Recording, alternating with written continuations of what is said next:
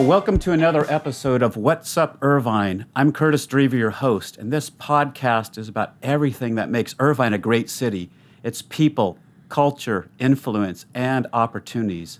My hope is that by following us, you will learn something new and interesting about our city and feel more connected to our community. So with me today in our studio, we have Tello. So Al, welcome to What's Up Irvine. Glad to be here. Yeah, there you go. So before we jump into an interview and really ask some questions, I'd like to give a little background for our followers. So I'm going to read your bio and give people a little familiarity with you. So Tello is on staff for the chairman of the Orange County Board of Supervisors, Don Wagner. Al has over 25 years of experience in state and local government and has worked for several elected officials. He served for 8 years as the foundation director of Irvine Valley College Foundation. Al graduated with a political science degree from Cal State Bakersfield. And Al's wife, Emilee, is the chief financial officer at the Orange County United Way, locally here. They have lived in Irvine for 26 years and are the proud parents of twin sons, Max and Nelson, who attended Irvine Public Schools. Al speaks fluent Spanish, was raised in a Spanish-speaking home, learned to speak English in kindergarten, and he was first in his family to graduate from college. That's great. So welcome again to What's Up Irvine, Al. Oh, I'm so glad to be here. Thanks for having me. Oh, sure. So we'll have some fun here. So as I was reading your story and getting to know you, you've got this great, I call it like American dream, almost American immigrant classic story of coming to America and stuff. Maybe share a little bit. I want to go back to your childhood before we talk about what you do and just about what you are and who you are. So, maybe share that experience of. I was about 3 or 4 years old when I moved with my parents here to the United States. From Mexico. Okay. Yeah. I remember the first night we were here. We stayed in a hotel. Just north of Bakersfield, in a town called Delano. Yes. And it was late at night. My dad didn't want it. My grandparents were already here, and he didn't want to wake them up, so we stayed at the motel. But it was just such a big change. It was this was the land of opportunity, and my parents really felt that this is where they wanted their children to have opportunities. So my dad was one of the most patriotic people I've ever met. He just loved this country, and we're so fortunate to live here. Yeah, well, that's cool. So with that, growing up, what was a great, maybe the greatest lesson you can remember that your mom or dad taught you, or both of them, about life? Yeah, they sacrificed a lot for their kids, and I would say that my dad was a hard worker, very generous, gave me everything that I have. I wouldn't be here without him, without what he provided for me. I think one of the greatest lessons he gave me was he showed me how to treat your wife. The way he treated my mother. He was just so in love with her, and he treated her like a queen. And my mom, I guess life lessons. She just made certain that that I have one brother and one sister who were born in this country. They established a foundation of honesty. That's kind of a foundation of who you are. She always made sure that there was love in our house. And then, I would say the greatest gift she gave me was that, she believed in me. Yeah, well, so your dad taught you how to treat your wife, which rolls over to today. We'll talk about that in a minute here. Sure. And then your mom was honesty and just huge upbringing and believed in you. That's huge. When you have that kind of support, family structure, not everyone has that. So having that is huge. Makes you who you are today. Right. So maybe fast forward a little bit more. What would be a pivotal time in your life that really changed your direction, changed your course?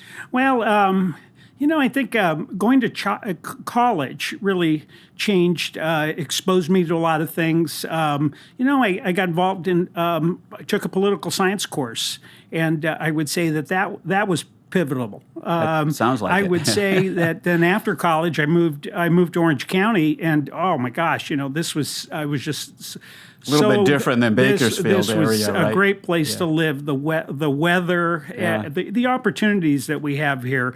That was a pivotal moment. I would say two other things. Meeting my wife was very pivotal. That was meeting the person that you're going to spend the rest of your life with is big thing in my life. And then the greatest. I would say the greatest thing that happened to me is watching my sons being born. I have twin boys. Twin boys, right? And okay. that, Max and Nelson. That is trumps everything. Just So back to the first thing you said, political science. So what intrigued you so much about poli-sci? 'Cause that's obviously where you spent 20, still are. I really, one thing that's great about college education is that it exposes you to things that you have never been exposed to before. And my parents were not political at all. When I moved to Orange County, this was a great place to be involved in politics. I remember going to hear Ronald Reagan speak, and I got involved in politics. I remember, Barry Goldwater. I remember meeting him. He would come every That's a blast from the every past. Christmas. Wow, yeah. All these these prominent people are coming to Orange County because it has such a great history of politics. But I guess what I would say is that what interests me, I've been really fortunate to have a career in state and local government. I think my favorite thing about it is meeting people. I have the best job in the world. I meet some just incredible people. I work for Supervisor Wagner. He's just a really nice guy. I really respect who he is. He's a hard worker. He raised his children here in Irvine. Right, He's a really good in dad. our neighborhood. Yeah. Yeah, and he's a good husband. His wife is a Superior Court judge. How long have you been on staff with him? About 3 years. Okay, yeah, so 3 years. Yeah. Anyway, go on. Yeah. So, well, those are okay. So, some of the things you like about the political science was obviously you ended up for 25 plus years doing this locally. Maybe did you work with campaigns and things like that too? Yeah, I have. So you had knocking on doors and handing flyers out. And then when you're younger, that was all so exciting. Yeah, so, really great. So all pretty much here in Irvine or Orange County. In Orange County. Orange County. So, which was the most challenging campaign you worked on? A challenging? Gosh, we had challenging or interesting. I don't know, intriguing. Gosh, we've had sometimes when I worked for State Senator Ross Johnson, he became the Republican leader in Sacramento, and he was very involved in campaigns throughout the state. Yeah, there I can think of many challenging campaigns where you don't think you're going to win, and because of hard work and hopefully you've got the right candidate, that you do come out on top. Yeah, being on there, you're like, okay, I hope my candidate wins so I have a job, kind of sometimes. They lose, sometimes, okay, right, where am I going now? Sometimes there's that kind of transition, right? Yeah. So, but it sounds like you've been stayed active there for a long time. So back to Irvine, since you've lived in the city for 26 years, you've been part of the fabric of Irvine for a long time. And again, what brought you here was graduated from college. Yeah. And my wife, we lived in a one-bedroom condo that she owned in Chestnut Ranch Golf Course. Okay. And we knew that we wanted to have kids and that was not going to cut it. So we started looking around to buy a house, and thank goodness that we did. Yeah. And the one thing I would say that what brought us to Irvine were the schools. Yeah. We really wanted to make certain that our children would have a top quality education from some of the highest ranked schools in the state. And Actually, nation too. Actually, yeah. We made the right decision to move here.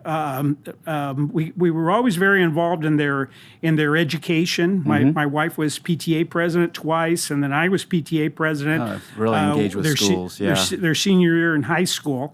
A lot of like-minded parents who were very, very involved in their kids' education. And looking back at it, boy, I'm just so grateful that we made that decision. Education's huge, and what?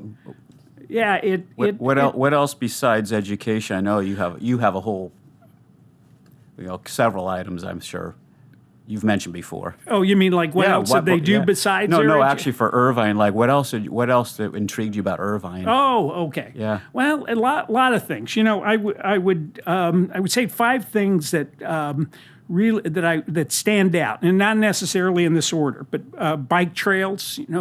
The quality of life. That's for sure. Bike trails. That we're one of the safest cities in the nation. We have outstanding weather. And then I would say also that we're located. I've been fortunate to be located always close to work. Right. I've had jobs where when I worked for Senator Ross Johnson, my commute, our office was right across the street from John Wayne Airport on MacArthur in Michelson. That's close. That's like a 2-mile drive home. When my kids were born, I would go home at lunch and make a sandwich and visit with them.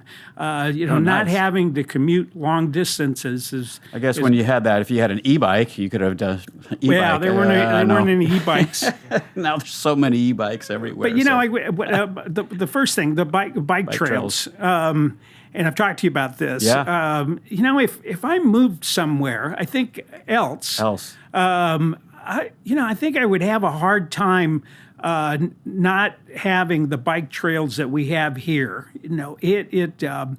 We have 8 bikes at home. Most of them are beach cruisers. Wow, 8 bikes. Okay, nice. And with my wife, we take them to restaurants. We go grocery shopping in them, and we're just really fortunate. Yeah, I agree. You don't realize what you have here with like the parks and the bike system, and for me too, like with kids, like you can walk not everywhere, but you can just pop home. Yeah. Or sometimes walk your kid to school and not have to cross a street.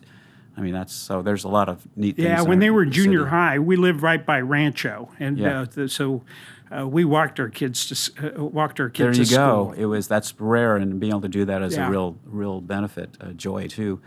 So you're being involved with politics. What's a difficult part of doing this job, being on staff difficult? There?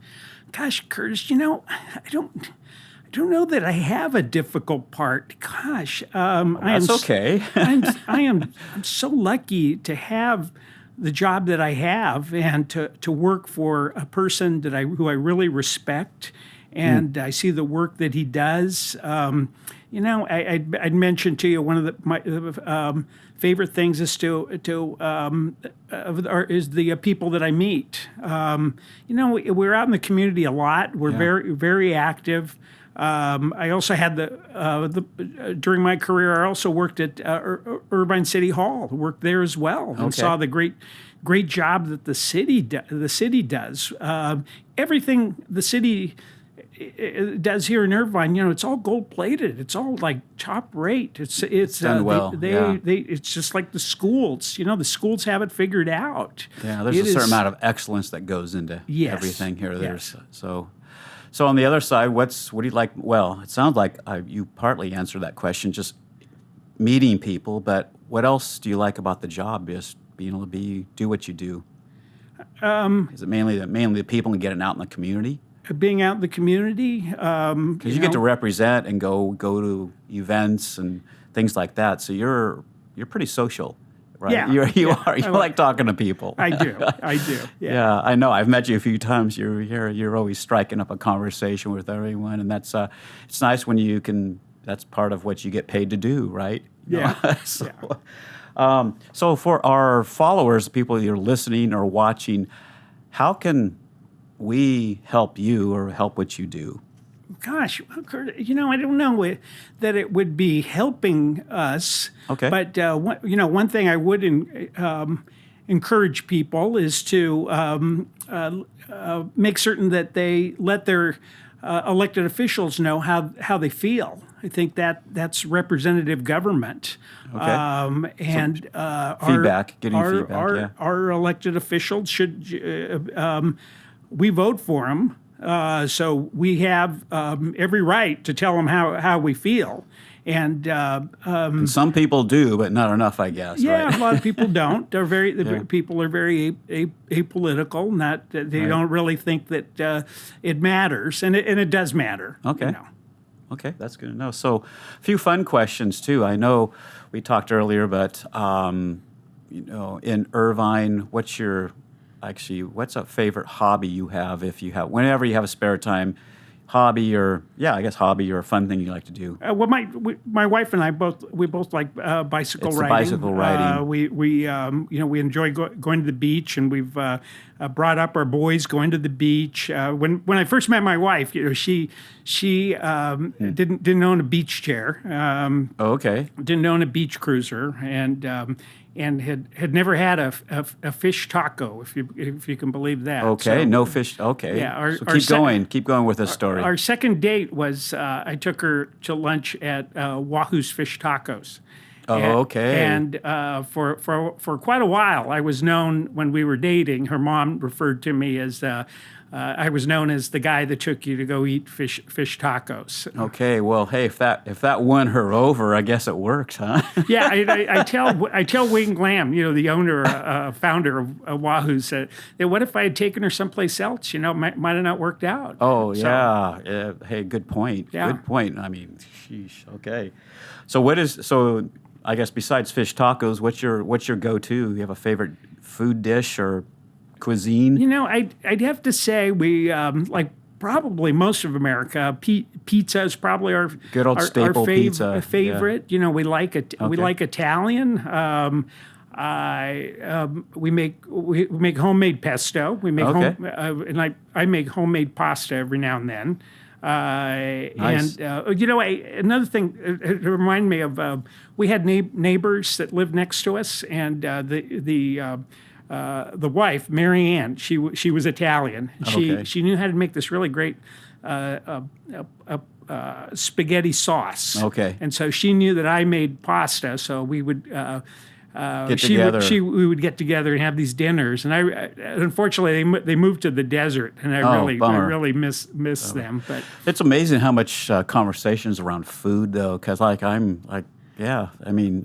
part of community too, right? Just sharing food and and we're really blessed here in Irvine to have a great variety of foods. A lot of great places, and I've got to give some credit to the Irvine Company. I think they make certain that what we have is that we've got relevance. I think when they're picking tenants, they're looking at we need this, we need that. You look at what we have, and it's pretty good. It's pretty amazing. You can ride your bike. You can ride your bike just about anywhere. Yeah, and eat good food and have fun. So, one thing I like to ask my guests as a kind of a takeaway is: so, what would you like our viewers or followers to know about you? Maybe some fun facts or something like that. Oh, okay.